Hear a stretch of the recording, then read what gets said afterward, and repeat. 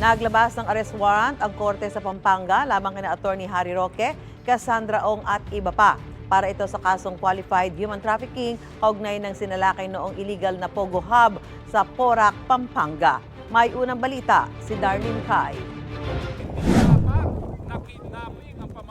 Huling nakita ng publiko si dating presidential spokesperson Harry Roque sa The Hague, Netherlands kung saan siya humihingi ng asylum matapos ang mga kinakaharap na problema kaugnay ng Pogo operation sa bansa.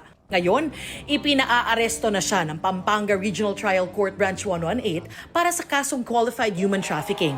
Sa warrant na pirmado ni Presiding Judge Rene Reyes na may petsang May 8, sinabing nakitaan siya ng probable cause sa kanyang kaugnayan sa illegal na Lucky South 99 Pogo Hub sa Porac, Pampanga na pugad umano ng scam, torture at iba pang krimen.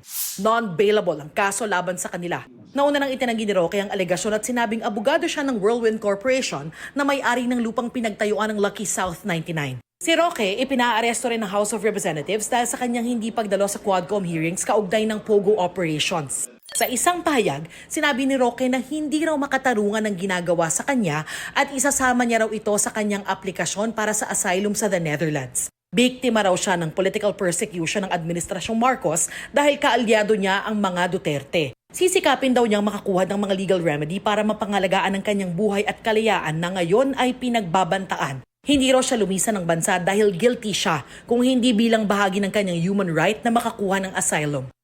Kasama rin sa ipinaaresto ng korte sa Pampanga si Cassandra Ong, ang umano'y authorized representative ng Lucky South 99. Gayon din sina former Technology and Livelihood Resource Center Deputy Director General Dennis Conanan at 47 iba pang isinasangkot sa kaso. Sinusubukan pa ng GMA Integrated News na hingi ng kanilang panig. Ito ang unang balita. Darlene Kai para sa GMA Integrated News. Ayon naman sa abogado ni Cassandra Ong na si Attorney Ferdinand Topacio, pag-aaralan muna nila ang warrant of arrest laban sa kanyang kliyente bago siya magbigay ng pahayag. Hindi rin daw niya makumpirma kung nasa bansa pa si Ong.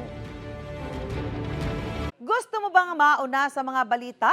Mag-subscribe na sa GMA Integrated News sa YouTube at tumutok sa unang balita.